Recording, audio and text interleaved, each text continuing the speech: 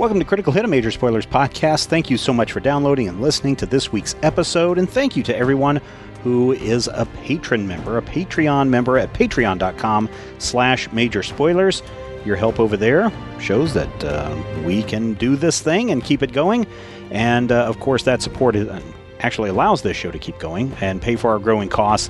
Everything that you contribute over at patreon.com/Major Spoilers goes right back into this show, and everything that we do at Major Spoilers pays for our growing costs and encourages us to make more of these episodes for you week after week after week for, 8 years now? Something like that.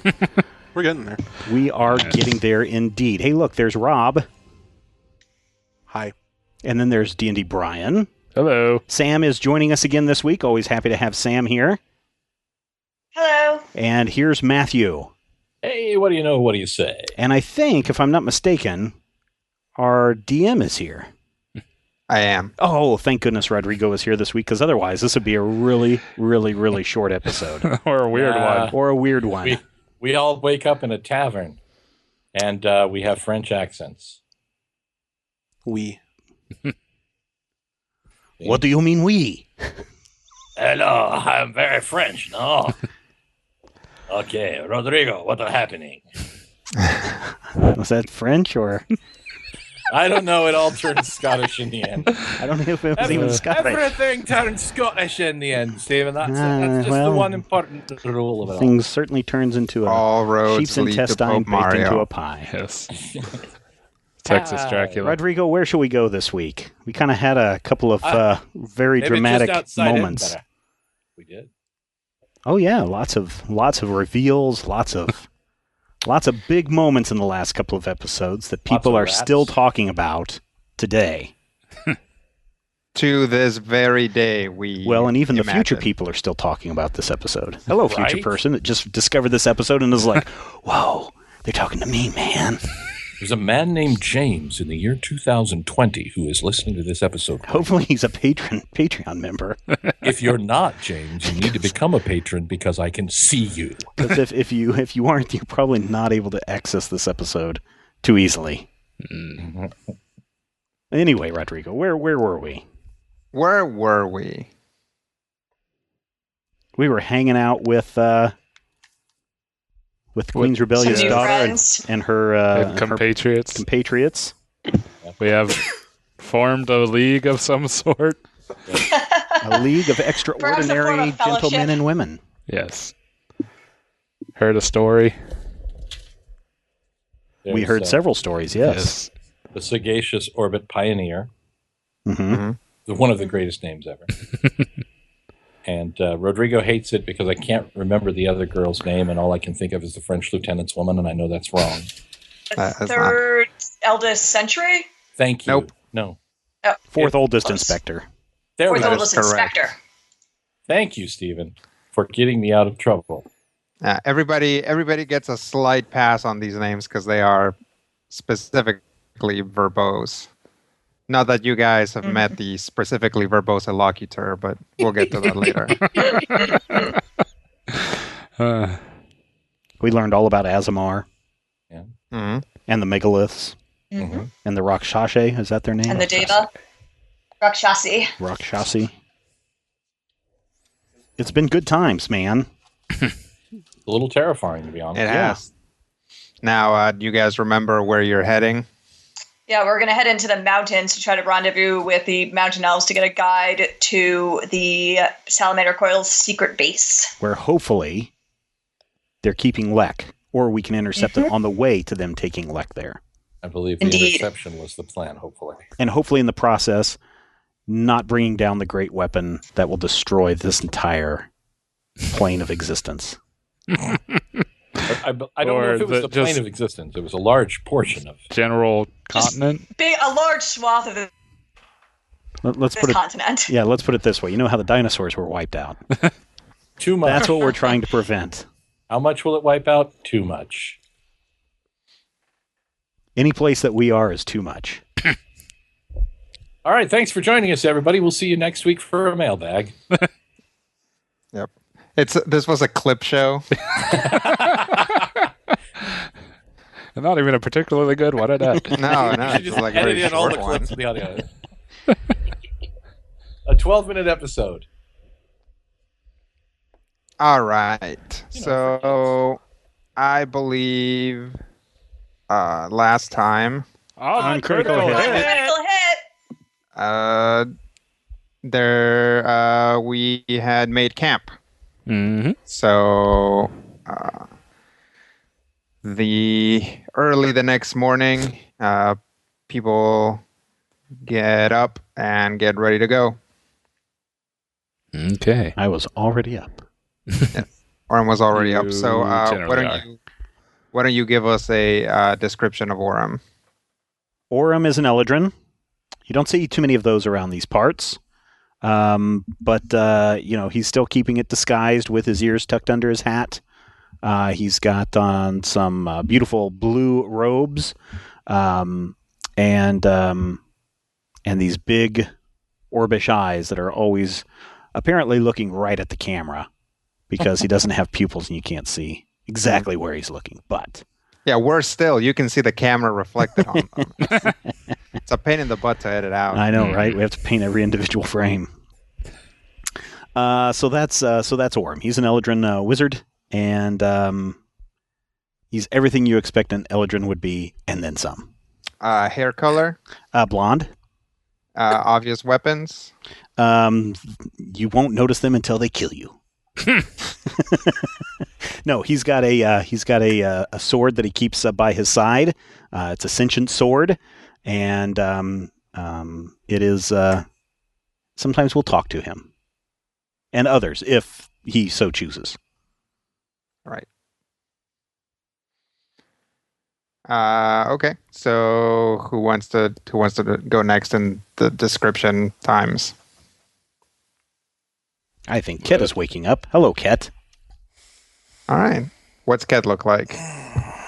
Ket is a half-elf, moderately tall, wearing a black leather suit, brown hair, brown goatee, cut close. He's got a backpack with him that occasionally shifts, like something's alive inside of it, and a big stick. Okay. Who's next? Little Sparkle is at Kenku, which, unlike Eldrin, is pretty common in these parts, being she's a bird person with a mix of green and black feathers. The feathers kind of stick up in the back of her head to resemble spiky hair. And she wears black leather armor and matching boots and carries a dagger that has a kind of scorpion-shaped hilt. And she has a long green beak and green eyes. Cool. Next. Randus is a human, more or less, with little shorter than average, some fairly unruly hair, got a big metal robot arm, knowing that he's going to be doing a lot of hiking and trudging recently. He's wearing this dark tan brown poncho and very sturdy boots he's got from the last time we went and met these mountain elves. He's got a little robot spider crab looking thing helping him sort things out and get him fastened down into his mini pouches and stuff all over bandolier, loading up clips for his big fancy repeating crossbow, and just getting all sorts of vials and whatnot ready to go as they're getting ready to head out. Nice. And Hello. Sakar is a human so long as you can't beat a +5 bluff check. He's 6'5", broad of limb, brownish skin, black hair. His hair is black, and he has black hair. okay. Currently unarmored, although he occasionally does have the kind of a cool red hide armor that he wears. Likewise, dressed for travel. carries a pair of matched swords, one large scimitar, one small one that has a tendency to burst into flame. I believe he has cool sideburns. Sure. And he tries not to just cross his arms and look like a douche all the time. Yeah.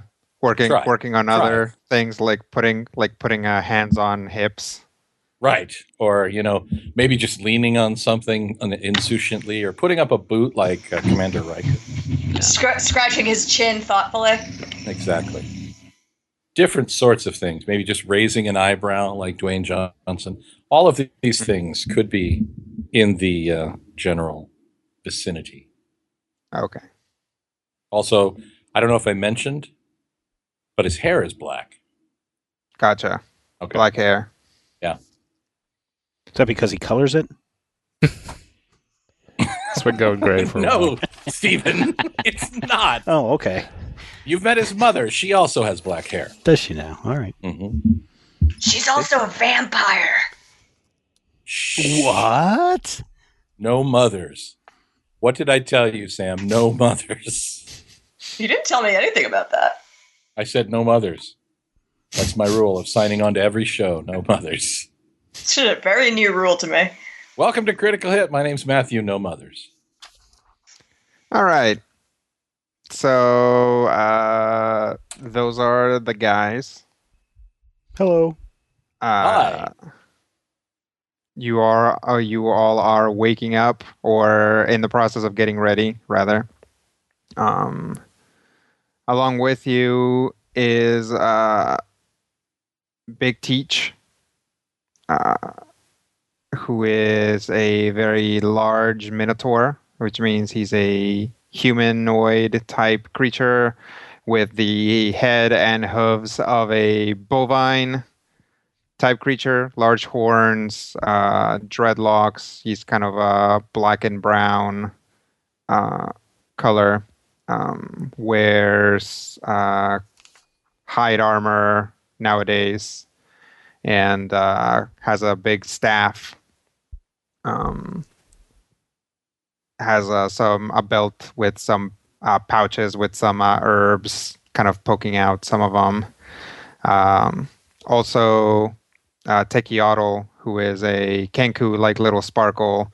And in interacting with him, you guys really see that little sparkle, or rather Kenku in general, can be very expressive. Their feathers do a lot when they're talking.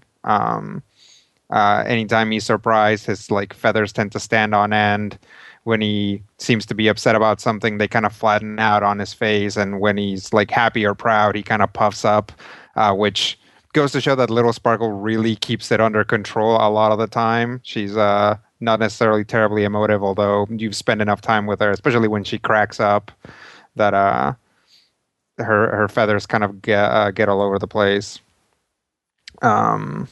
He is not dressed for this, but enough people around have lent him some clothes that don't fit him particularly well, but he's managed to cobble together essentially a traveler's outfit, all kind of punctuated with a big trench coat that, again, just kind of basically just his fingers poke out of the sleeves. But now he's wearing a backpack, which helps to kind of keep it all in place rather than it just shifting around. The straps of the backpack are doing a lot of the work. Also with you is a small rat. It looks like a little rat. Also with you are three, as you now know, Deva. One of them, the Queen's rebellious daughter, is a young humanoid woman. They have grayish skin. She has a pair of marks about on her eyes, essentially, basically a rectangle that goes from crosses through her eyes down to her cheek, and then essentially comes back up over her temple. And she has one on each side, basically crossing her eyes which are these kind of silvery orbs. She's got a long hair and a ponytail and wears a very adventure-looking outfit. Mostly like a leather jacket, a long leather jacket over some good leather kind of vest and pants combo with some pretty nice boots. Someone along with her, someone who is not apparently dressed for this, but doesn't seem to be having any problems. Which oldest inspector? Fourth. That is correct. We win. Yeah, good job. 2 XP for everybody. Woo! Yay! Who is dressed to the nines, long sleeve, pressed shirt, bow tie, black vest, spats, and is carrying a black umbrella. She has a very short, kind of not necessarily a pixie cut, but very short hair that with bangs that come down and cover one of her eyes a lot of the time. Her markings are 2 kind of like blush-looking ones, just perfect circles on her cheeks. And she looks like she's not having any of this, but she's going along with it. Along with her is another one of these creatures. He has 2 triangular marks, one below one of his eyes and then the other one on his chin. He is a large, portly man. Anybody remember his name? The Sagacious Orbit Pioneer. That is correct. I remembered that one. That's a really cool name. Oh, thanks. He is wearing some comfortable-looking robes, which protrude past his arms, or the sleeves do, unless he needs to do something, at which point he can like roll them back. And right now, he is also wearing this very obvious bright yellow turban, which you hadn't seen before. Apparently, as he's getting ready, he put this on. Wow, that is a very bright turban. Oh, you like my turban? It is is my traveling turban. It is very nice. And then I lean over to Kit. I don't want to walk near him. Fair. So that is the small army of NPCs that are here with you. Yay. Yay. NPC army. They are the best. Yes.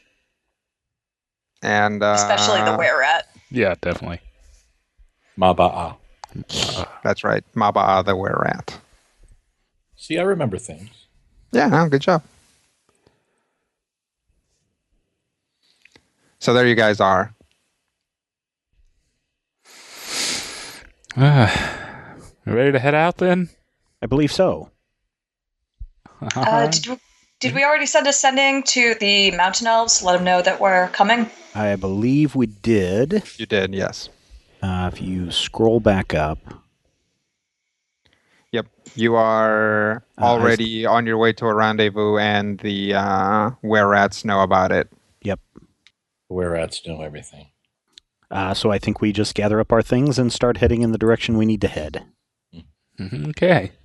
That's right. You remember what the rendezvous point is called? I don't. Let me look here.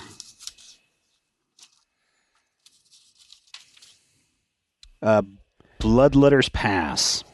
That is correct. That's where we are heading. All right. So you all start traveling.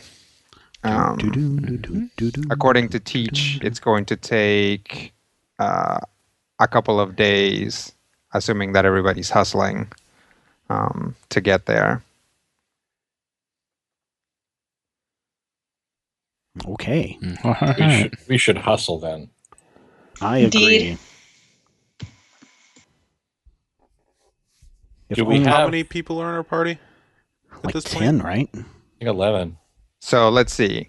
There's there's 7 truants, Mhm. 3 Deva, and 1 were rat, right? Mm-hmm. So how many is that? That's 11. Yeah. Teach. So quite a bit of us. Who's the slowest? Yeah. The were Um, Well, the Well, were-rat's the were-rat- riding on someone, yeah, the were rat presumably. can ride on whoever. Yeah, And the probably were-rat can sticking ride with on Sakar. Sakar. Probably. Yeah. No. Mm. So the slowest is probably Tekiotl, but he actually seems to be doing all right. Okay.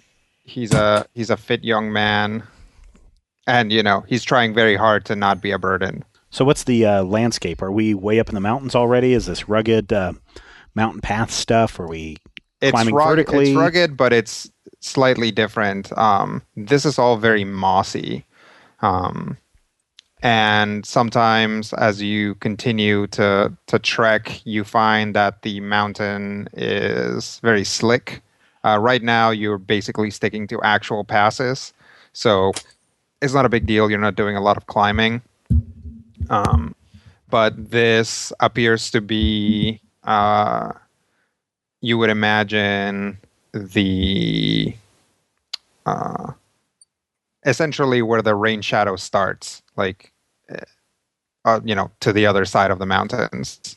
Like this is about as far as the rain gets, and it all kind of trickles down here. In fact, sometimes as you're traveling farther down, you can see actual waterfalls. Just as reservoirs get filled, the mountain is very porous. So there's just all these like little holes. It's also rounder than a lot of the other parts of the mountain that you've been to, where essentially rather than big jagged peaks, it's just kind of these sloping hills full of little holes. Okay. The mountain is mostly black stone, but every once in a while you will just cross into another section where it's just kind of this like gray stone that is very easily stained by moss. So actually, weirdly, every once in a while, especially as you dip down onto a kind of more of a valley, the rocks basically turn green. Oh, neat. Do they have like the kind of moss waterfalls where there's just like where water was, now there's just moss? Yeah, I mean, you sometimes walk through a pass and you can tell that this pass gets flooded regularly. Nice. Like there's just not even just moss around where you would expect, but like a clear water line, either by moss or by holes becoming more prominent. And when you say green rocks, does that mean because they're covered with lichen and moss, or because this is copper that has copper ore in the material? Agreed. Yeah, this is mostly because moss is so prevalent here, but Vorum wants to take a few samples. For his Orem doesn't collection really and, care, but I thought okay. maybe the Sure. the audience might. Right. No. This appears to be just because moss is very common here. You guys do manage to pick a particularly dry day from the looks of things. There's a lot of dew collected in the mossy areas, but nothing to. There's no actual rain falling right now. Cat, looks like you have something to say. Just thinking ahead. What are you and thinking? Figure out what exactly we're going to be doing. Planning for contingencies. Okay.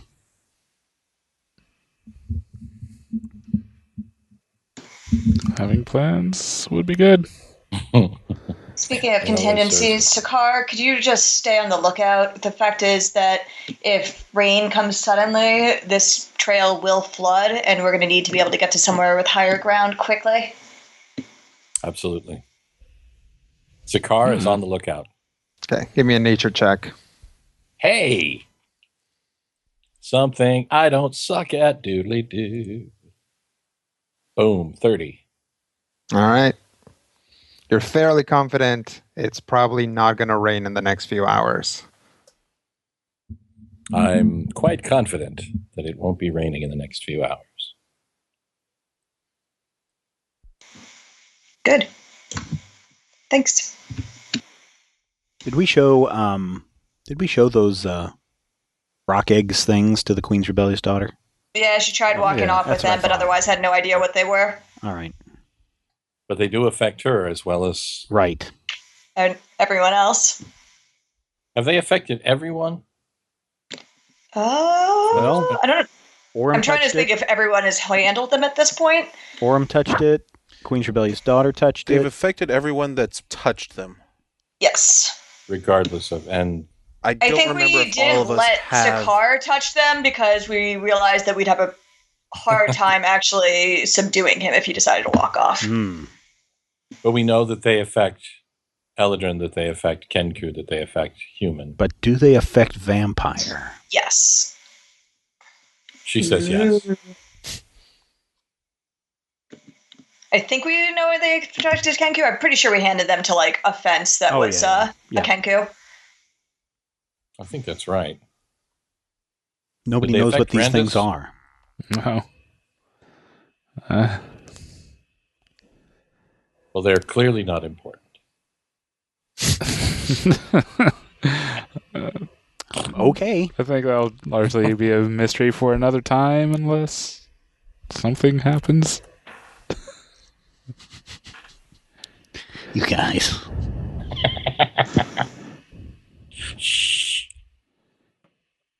But yeah, I think the idea is rendezvous with the elves. Hopefully they have some intel on this base, and maybe we can add to it through some scouting and figure out where and when to hit it.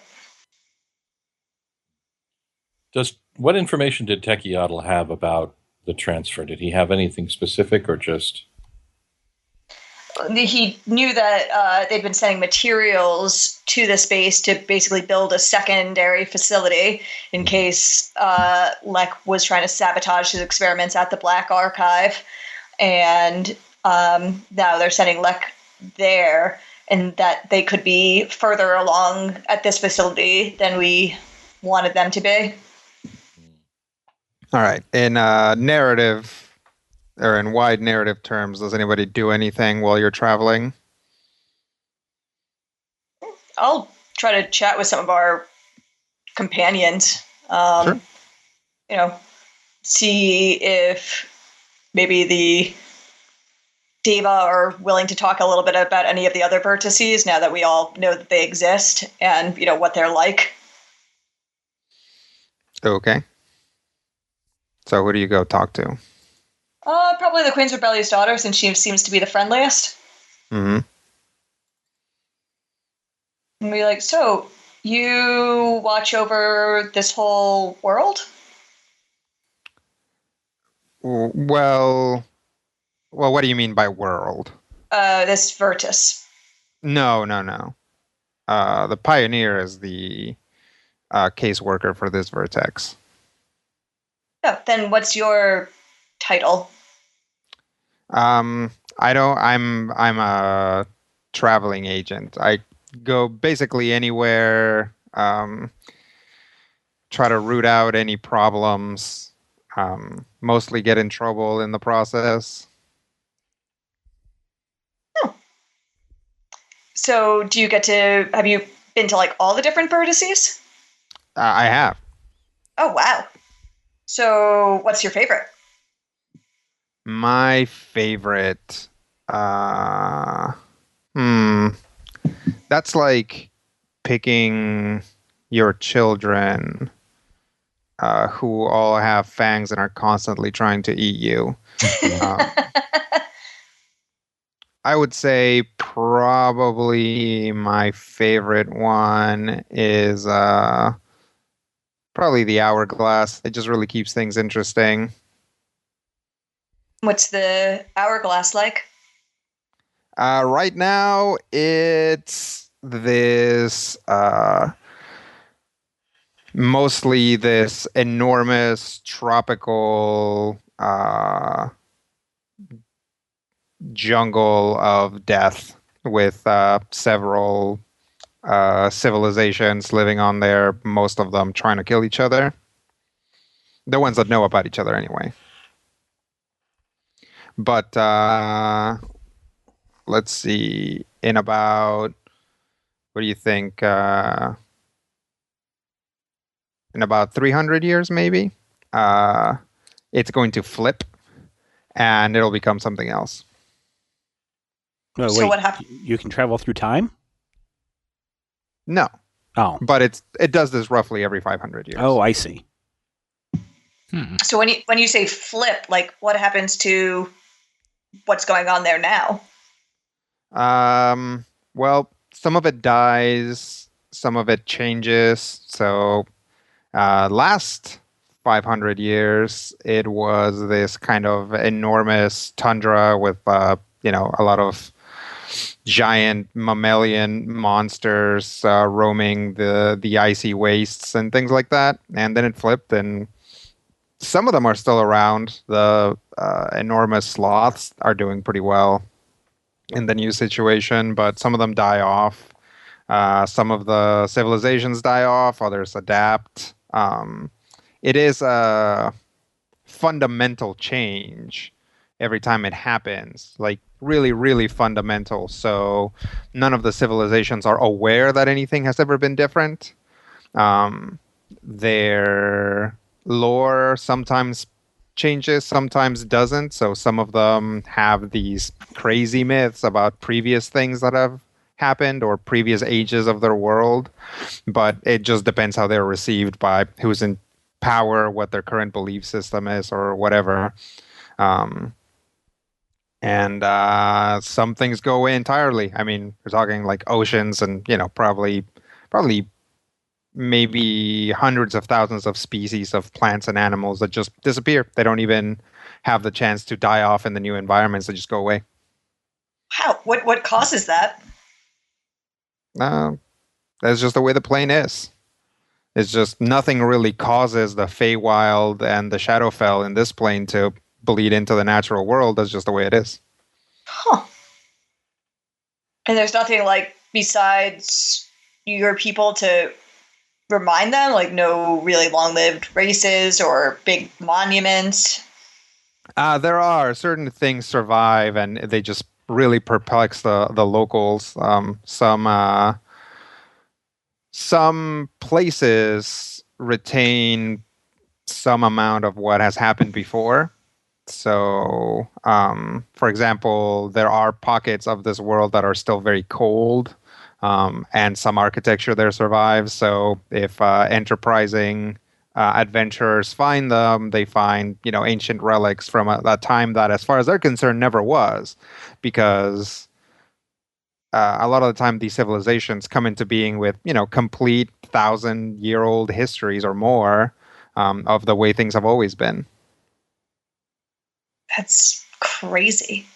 Yeah. Actually, there is a standing order that no agent is allowed to be in the hourglass during a change because we don't know what would happen. Oh, yeah. You could become a giant sloth. Or disappear entirely. And it's really not a loss in personnel that we're willing to accept. Wow. So, yeah, I understand your overall mission is to prevent people from moving between the vertices, but, that doesn't seem to happen that often? So, no. What do you do kind of on a day-to-day? Well, mostly root that out. You have to remember that, I'll give you an example. How many continents of this world have you been to? 2. Right. They are very far apart, and it's very difficult to travel between them. And we usually have 1, maybe 2 agents for an entire vertex.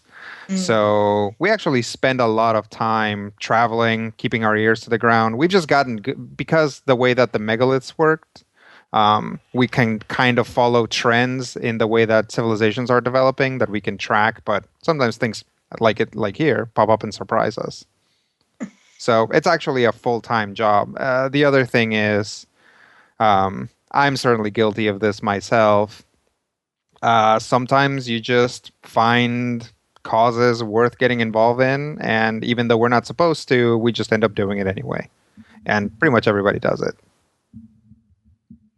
So you might, spend, I don't know, anywhere from a week to, I'd say, reasonably 50 years just looking into something.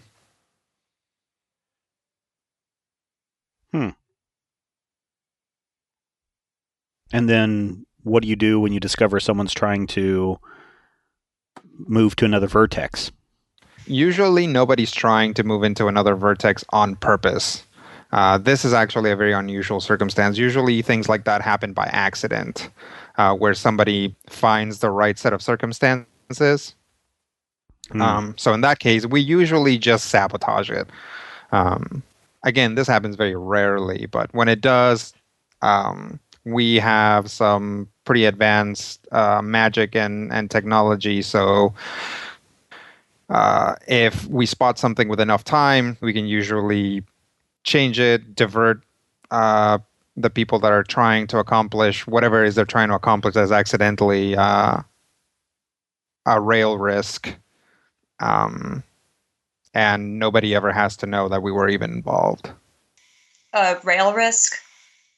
Yeah, the railing is what we call the plan to keep everybody in their own vertex. So every plane has a certain level of rail relevance. Some planes are much more prone to things like this than others because of their nature, and some species are much more dangerous in that sense because they're more likely to find a way. Do you guys remember when you went to Oversight and there were non-Deva working there? Mm-hmm. Right. So those are dream folk.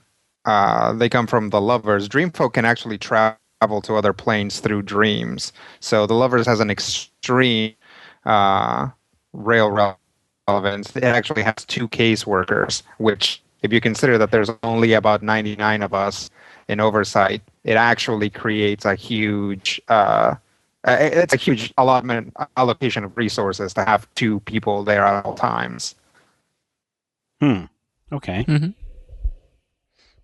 So what have been ways that you've stopped other people from actively trying to cross vertexes?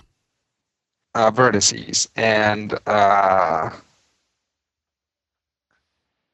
like I said, usually it's something that's happening on accident. So if we get wind that somebody is getting visions from another world, or that somebody has found some strange cave that leads to an undocumented demi-plane, we usually investigate it, and it's usually as simple as closing it or convincing the vision haver that it's nothing, or just essentially moving them or causing circumstances to take their attention away from whatever it is that's happening. Okay.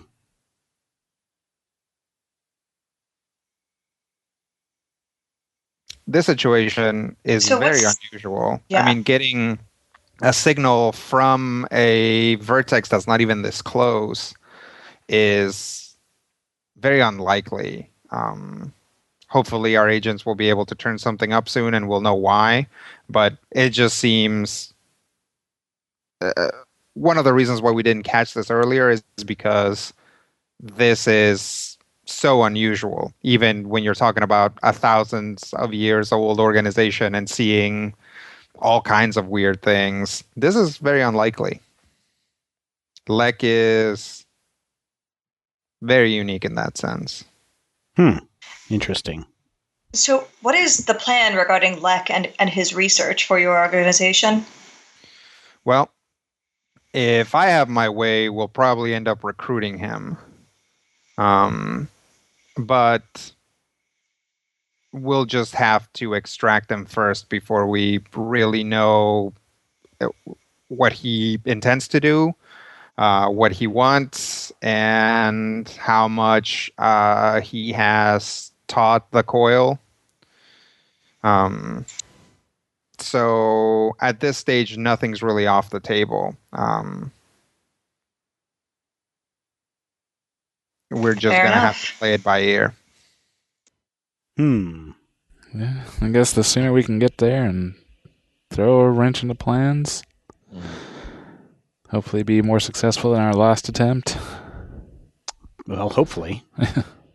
I would imagine, though, that because this is a hidden base, it may have as much security as the Black Archive. The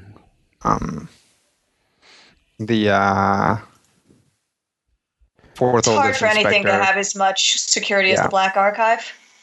Yeah, the fourth oldest inspector pipes up. That's actually very unlikely. I'm sure they factored the remoteness and secrecy of the location. So if I know my bureaucracies, there's somebody on the top that looked at this and said, well, then we don't have to spend so much on this. Yep. The Salamanders Coil definitely does care about their resource allocation. So, common, that comes from the monoliths. Is that also why a lot of, I don't know, races that between this Vertus and the other ones we explored look kind of alike? No, not really. That is actually a theory that we've had for a long time, which is that all vertex were one thing at some point, and sentient life has sort of developed along these lines. But all you have to do is a little digging to find that that's not necessarily the case. There are a lot of non-humanoid looking creatures that are sentient in all the vertices. And then once you look into things like, for example, creatures that are able to, there's sort of this like recurring loop in worlds that have deities or things like deities, in which they tend to take the form of their humanoid inhabitants, and then if they go and create more things, they tend to have that same body type, which then continues to kind of reinforce that loop. We've encountered places like, well, for example, I mean, our research indicates that Dragonborn were created by dragons. So the dragons probably looked at the human body frame and said, hey, let's make some guys that are like us and like them at the same time, I guess. We're not entirely sure, but that seems to be the indication. Okay. Same thing with orcs and giants. Giants were, like, hey, we need some guys to do stuff around the house. So they made orcs.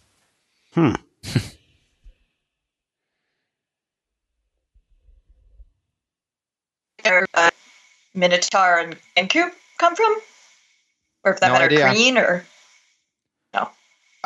No, but actually the Kreen are a weird example. We haven't really had a lot of opportunity to study them, but it's on the docket. The Kreen can do some strange things, and they might not be rail relevant, but they're strange. Oh, like what? Well, they manifest a lot of the same abilities as the Dream Folk, so we're a little concerned about it. But the Kreen don't sleep, so we're not sure exactly what that means. I had no idea they didn't sleep. Nope, That's they useful. don't. I wish I didn't have to sleep.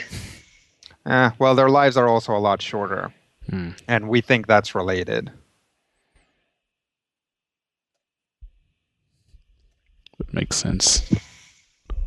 Doesn't explain why he doesn't sleep. Why? Who doesn't sleep? A pointed Orem. Oh. No, that's a different reason. It's entirely possible that Eladrin don't sleep because their progenitors were around before sleep was a thing in this vertex.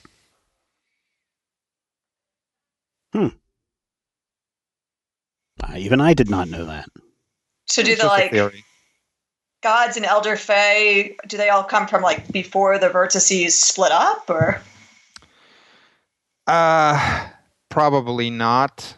At least not the ones that you know today. From what we know of the Feywild, it's constantly changing, but there's some through line to when these things were very young. No deities in any of these vertices seem to be immediately aware of the other vertices. So, generally speaking, we assume that any gods or elder beings or daemons or any other thing like that that appears is usually more recent than the potential initial event that created the vertices. Do you have any theories on what that event was? There are, but we have very few times to really convene as a group and swap theories nowadays. So they've really taken a backseat to our current job. Um, it's anything from just a natural event to some other type of war or anything like that. I think there's this idea that a lot of our agents and oversight have that thinks that if the Asimar could achieve what they did, then some progenitor species would have had so much more potential, right? If they were in some way fractured or in some way echoed in what happened afterwards, then some sort of like initial civilization would have had to be great. But that's all conjecture. We've seen great civilizations rise basically from the dirt, and we've also seen terrible civilizations developed because a fairly sound group of people who were just doing their thing and farming or hunting or whatever they were doing would just kind of go astray a little bit and everything decays, even if it's successful as a society in the war and economy sense. So, I don't really have a pet theory for that. Certainly a lot to take in. Oh, I'm sure. And does everyone agree with your theories, or are there other theories that? Which theory are you referring to? They're all very interesting, but I was curious if other people had conflicting theories that you maybe don't agree with, or. Well, everyone in the organization, if they weren't a somewhat unhinged iconoclast to begin with, then thousands of years of doing this job has essentially turned them into one. So, yep, everybody has different theories. There's something any given agent thinks that another agent doesn't agree with. But generally speaking, we all agree on the end goal, which is to keep the railing intact and just let the vertices, histories, and people play out in their own way. Which is also why, as I'm sure some of you might have thought, we tend to not get involved even in things that seem cataclysmic in these vertices. First off, there aren't that many of us, and second, we can't spend all of our time diving into wars, even if it's something like your Celestial Crusade.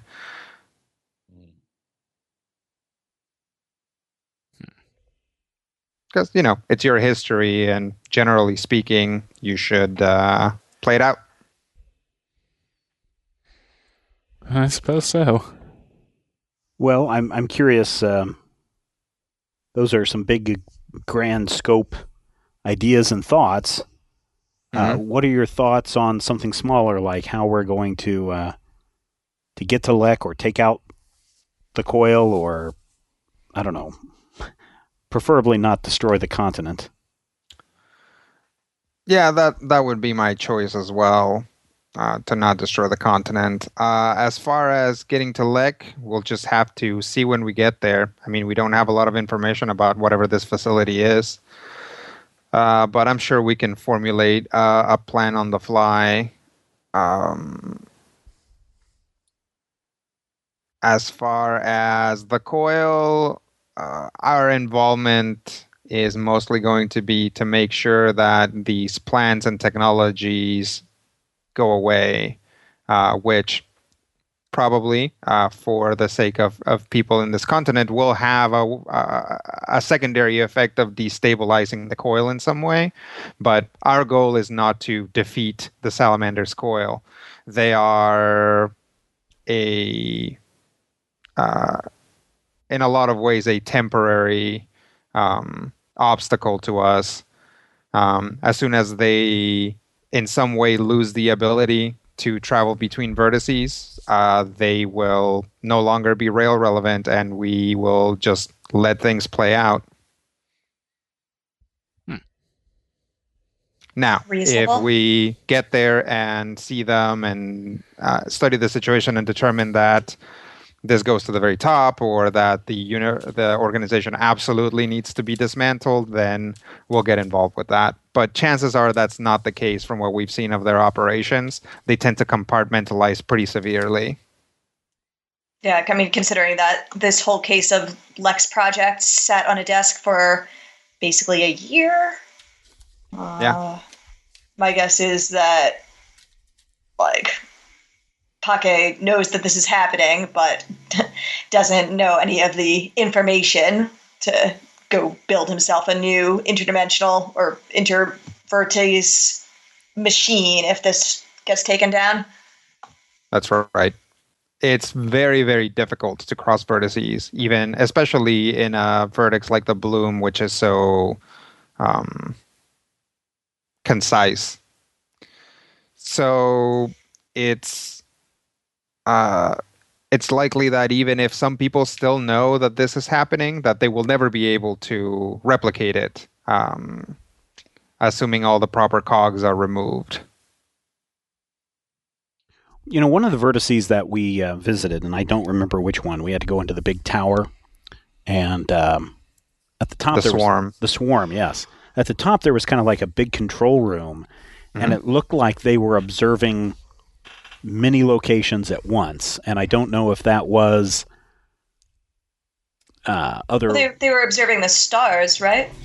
That's right. The swarm has 20, I want to say, 20 demiplanes, and they all interact with each other in weird ways. So, essentially, guys like...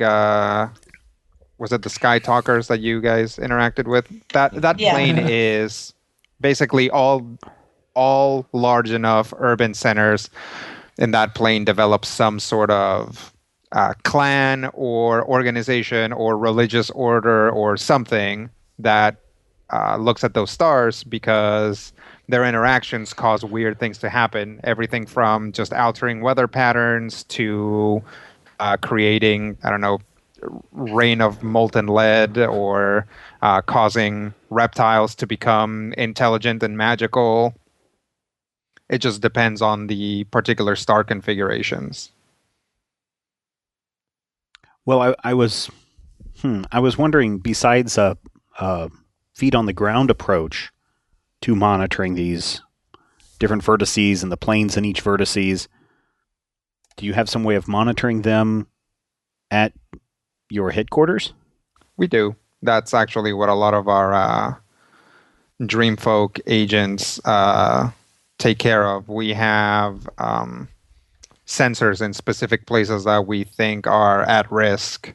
So we spend some time planting those and moving them around to make sure that they can be monitored remotely. But we don't have like a way of sensing a dimensional disturbance until it's happened. So no, we can't necessarily see a pooling of energy somewhere, unless we have somebody in that vertex with the proper equipment, which we all have. Um, but it does require to just have your feet on that particular patch of ground. Not to mention that vertices that have multiple demiplanes, the demiplanes themselves can be a rail risk. So that's why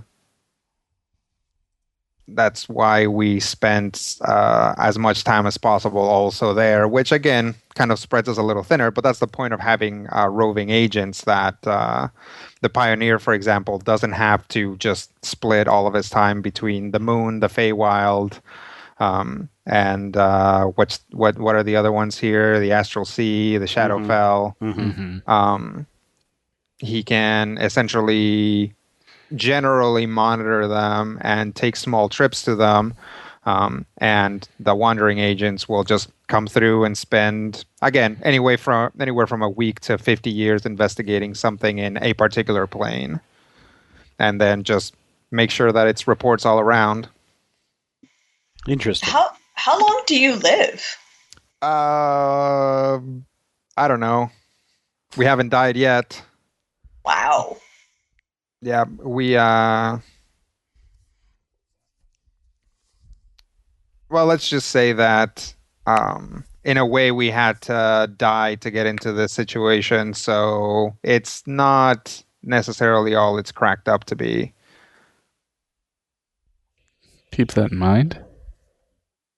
Do you enjoy your job? I do. I mean, but this is the attitude that I've always had. I enjoy traveling. I enjoy meeting new people. I enjoy lording my knowledge over other people. So it's just really perfect.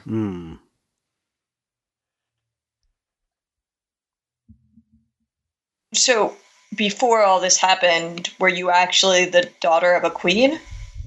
No. Oh. No, our titles are arcane constructs. They are what we have to use in place of our names because our names died so that we could live forever.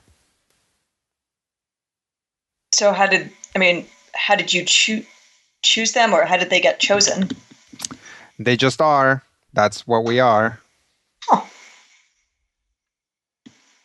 You never accept that answer when I give it. Well, that's because things work differently for you.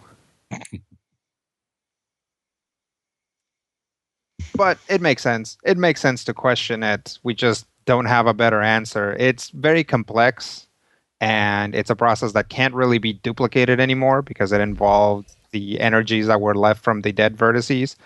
If we wanted to create new us, we couldn't because there are no more Asimar, the energies are different now, and no other species would be able to jive with it, even if all that wasn't true. Any other questions? It's just so much to take in. It's hard to, figure out what is the next thing to ask or. Oh, sure. I mean, just the logistical questions, right? How can you possibly do this if there are so few of you? Who oversees the oversight? Well, that's getting into the moral questions, which really are the heavy hitters, right? What right do you have? Who decides what happens, who lives and who dies, and why would you even want to keep the vertices apart?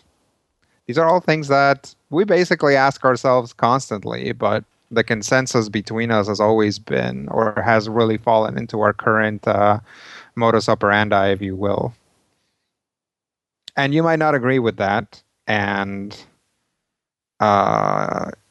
you might raise those questions, but this is what our organization is now, and we're not free of conflict or doubt. We named ourselves Oversight for a reason.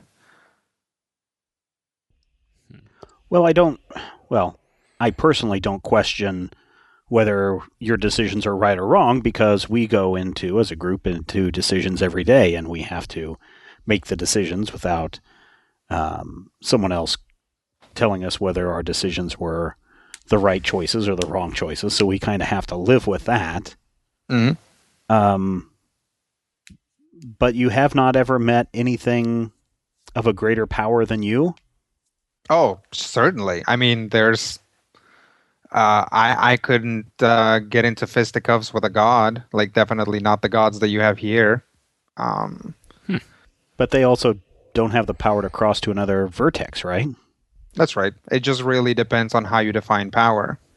You could argue that the agents of oversight are the most powerful things in the world or in the universe or in the vertices, just because we have that ability that no one else has, except for the dream folk, because we're older and because we have all of these abilities and technologies.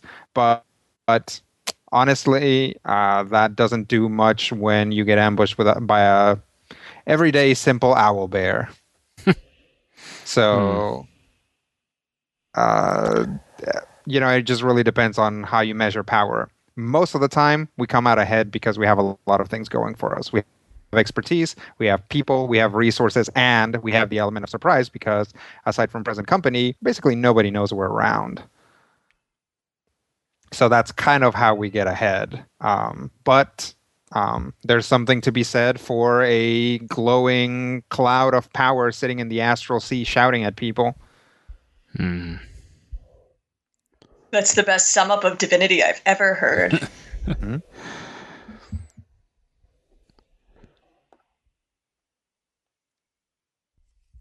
So, like, do the void beings, are they in any danger of breaching to other vertices, or do you think they'd have that capability? It would be very unlikely. From what our agent on the moon has told us, they are very tied to each other. Each void creature is a part of some larger void creature, and the largest void creatures are this myriad of beings that then somehow add up together to be this other thing that is entirely different. So they're all very connected. Maybe if there was some way to detach one of the more powerful ones, they would, but right now they're so tied to the moon and their realm, they can barely exist in other places. Oh, okay. You would need, for anything, for any divinity, actually gods are very tied to their planes. It's just kind of how they work. Mm-hmm. So for any divinity to be able to cross over or do anything else, they would essentially lose all their power, and they would have to gain it in some other way. Okay. Oh, would it be something like how when Orm didn't have his connection to the Feywild, nasty things kept happening to him? Yeah, exactly like that. Well, not exactly. Orem is not large enough to have it really be a problem. Instead of, how can I put this? It's like, imagine if Orem was it's like Orem is like a fish. So being put in different liquids that were sort of watery mostly was okay. It just kind of affected him internally. When you're talking about gods, you're talking about bowls rather than being the fish themselves. So when they walk in, whatever rushes in to fill the void would make them essentially bowls of something else.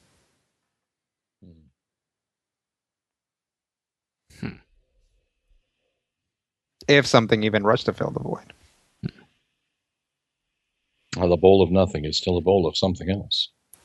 I suppose that's true, but it's definitely very different from a bowl of pudding. What's that? A bowl of pudding very quickly becomes a bowl of nothing. Very true. Another interesting metaphor for divinity.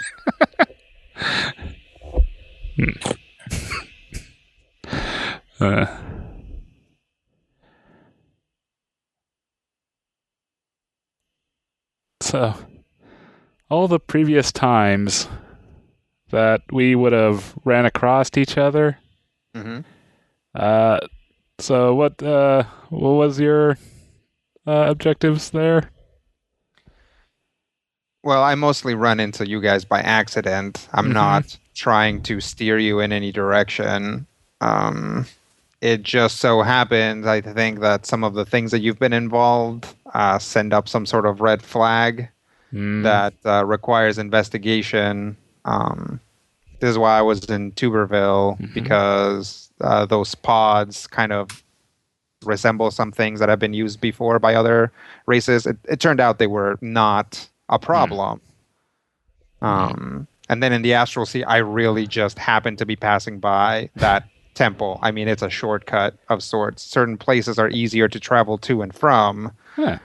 So, Like the Sky Talkers. yeah, exactly. Like Sky Talker Tower would be like certain places in the Feywild, the Feydark. It's just places that are naturally, if you will, closer to the surface of the vertex, even though we're talking about not exactly 3 dimensions.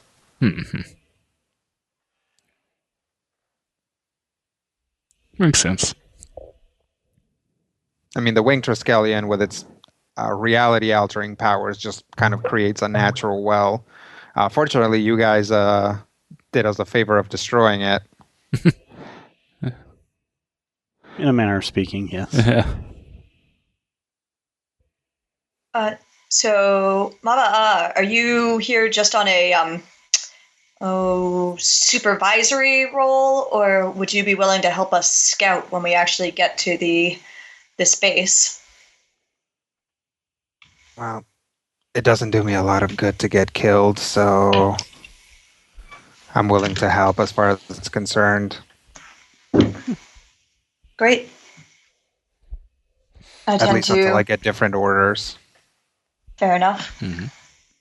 I tend to go off on my own a fair bit, and it would be nice to have backup in case anything went wrong. Yeah, I can help. Anything else of note besides this, I guess, coil project that's been going on in New Malakal? I've been out of touch. Tekiotl thinks about it. Well, I mean, they keep trying to expand the plates as far as they'll go. There have been all these talks about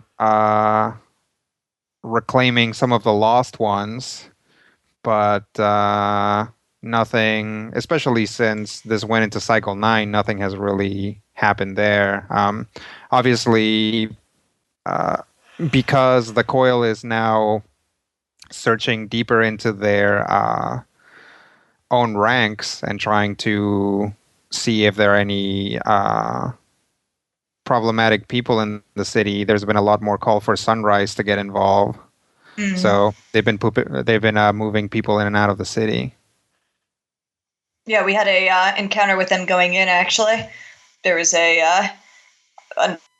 unfortunately for them, a coil group that was going to try to take some of them out. Yeah, they usually do pretty well. They've got a lot of ways in and out of the city. One of the, as I'm sure you guys have noticed, there are a lot of ways in and out of the city. Some of them aren't pleasant, but it's actually not hard to leave New Malakal. It's only socially and economically difficult to leave New Malakal.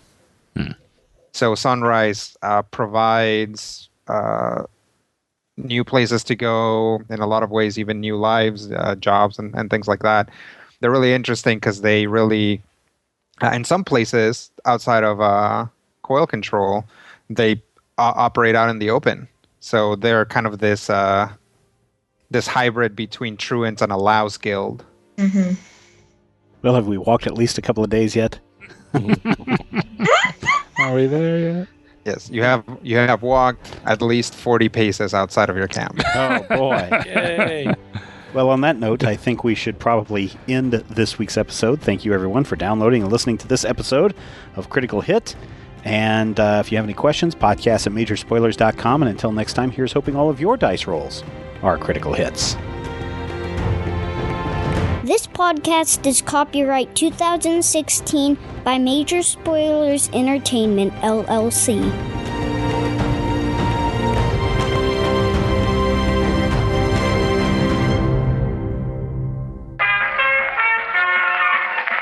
podcast is part of the Frog Pants Studios Network. For more information about this and other shows, visit frogpants.com. Audio program so good, it's like you're there.